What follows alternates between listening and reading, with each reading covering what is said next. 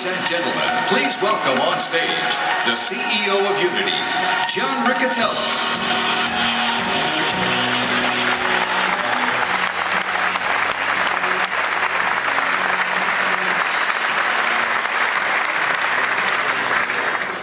So good morning, everyone. It's an incredible honor to be here with the whole team from Unity, our two founders, Joachim Ante and David Helgeson, and 1,000 of you representing our platform partners, AAA developers, indie developers, the people we love that build the games we love.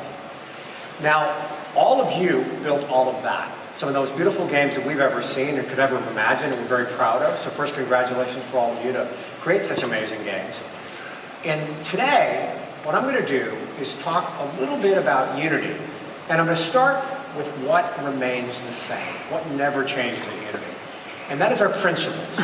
And the first of these principles is democratization. Unity, from its very beginning, has been about democratization, putting the tools of development in the hands of developers globally, everywhere, anywhere, whether they can afford it or not. We really mean it. It's very important to us. We think we're leading a mission, something that's going to change the world. The second core principle at Unity is we solve hard problems. Deep down, we're an engineering company. We solve hard engineering problems. And building a beautiful game is hard. Getting that game to work on multiple platforms is hard. Making it easy to do is incredibly hard. Those are the kinds of problems we like to focus on as a company. And the third problem that we're focusing on, in something relatively new to Unity, recognizes the fact that after you've built those great games, after you've toiled days and nights to create something you think is beautiful and wonderful and potentially chart-topping, you need to find an audience. You need to get that game monetized. I've said before, but developers probably leave 50 to 70 cents on the potential dollar off the table. They're not getting the revenue they need. They're not getting the audience they need. And we're dedicating ourselves to help solve this next third problem, this next opportunity for you. And that's here to help you try to enable your success as a business. Now, as we think about Unity, I'd like now to concentrate a little bit on what's different, what's changing, given that I've just emphasized what remains the same and always will. Now, I'm going to do this in light of our three core principles. And I'm going to talk to you about what's different, say, from last year to this, and as we go forward. So first off, democratization. I think a lot of you probably noticed with Unity 5.0, and we introduced at GDC, that we changed our pricing model. What we did with Personal Edition and Pro on Unity 5 was, for the first time ever, take the full professional suite, all of that capability, and put it in the hands of the developer. The developer doesn't even pay us anything. What is the point here? Is that we want the developer around the world to feel like they're on the same platform as a AAA developer.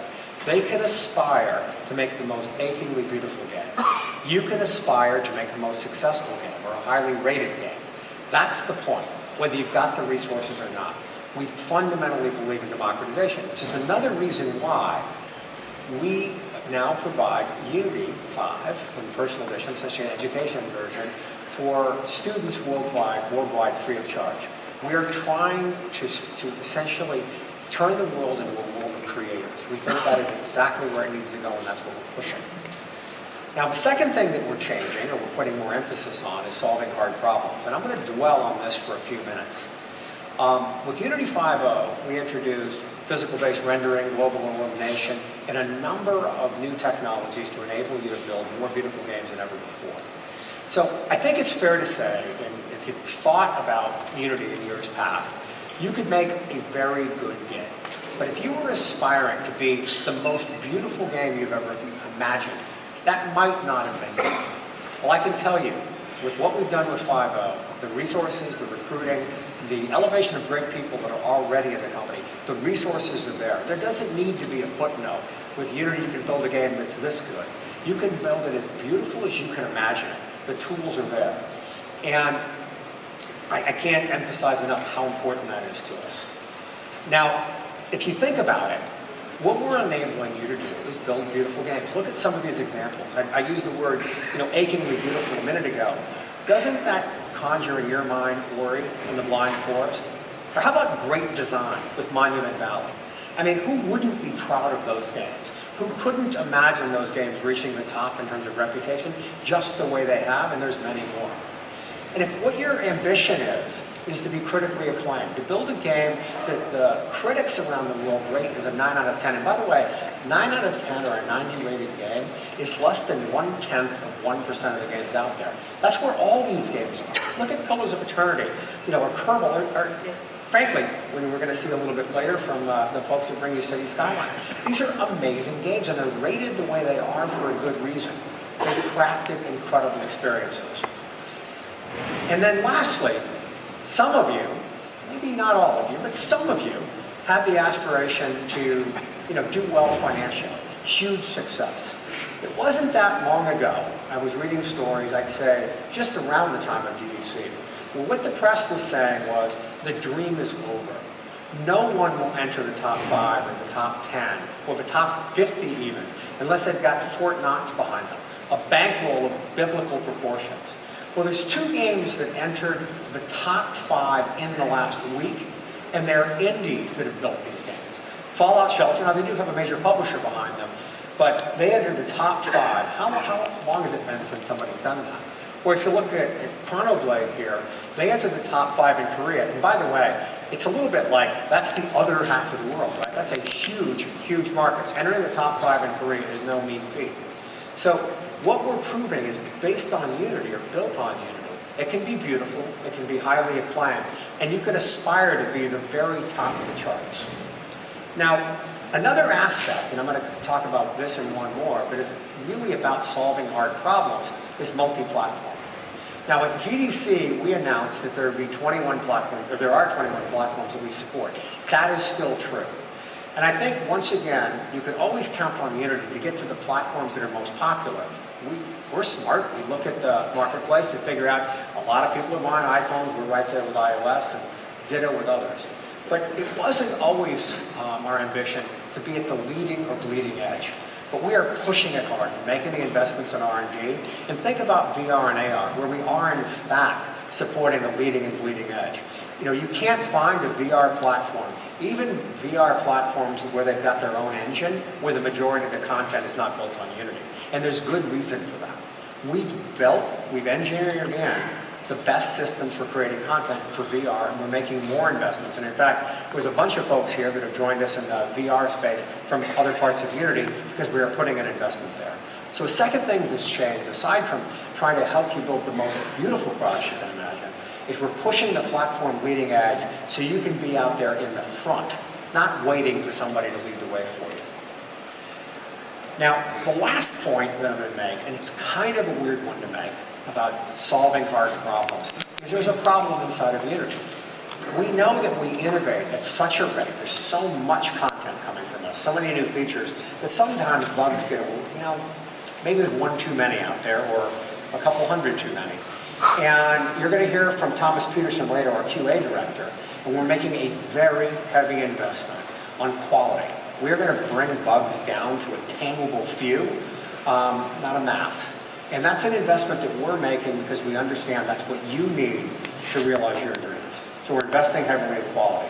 So, in terms of solving hard problems, we're making it beautiful, we're bringing you leading edge of platforms, we're bringing you quality. The last thing that we talked about, and this is yet another change, relates to enabling your success. Last year, we merged with a couple of small companies, Amplifier actually not so small, and Playnomics on the analytics side. Today, we're going to show you what that means. We're bringing you ad solutions, or you're going to bring you analytics solutions that will help you monetize your products better than ever before, and ultimately discover an audience, and a paying audience you've never had before. We think that's essential. The metaphor David Helgeson used a year and a half ago at Unite is you climb the first mountain, building that amazing game, only to see a taller mountain in the future, the mountain of attracting a user and getting monetization. And we're here absolutely, without doubt, to help you solve that problem. We are your partner, and we're bringing you those tools. Now, what I'm going to do now is introduce you to someone that I think you know, Rob Pardo. And Rob's going to be in video because he's off in Japan meeting with some of our customers today. But Rob's got a good resume for all of this. Creative director at Blizzard, worked on things like StarCraft, and overall creative lead for World of Warcraft, and supervision for some of their very famous and incredible mobile games like Hearthstone. So it's impressive, his background. He's got a lot to say, and I'm going to let him say it. Hi everyone, it's so great to be here in Amsterdam at Unite with you guys. Well, virtually at least. I've been starting the Unity tour and visiting other game developers, and I gotta tell you, it's super exciting already. One of the things that I really miss about being at Blizzard is being able to talk about games. Games that we're making or games that they're playing. And I'm sure that's exactly why most of you are here in Amsterdam today. We are entering a new golden age for game development. More than ever before, we're able to work directly for our players. We're able to fund our games through companies like Kickstarter.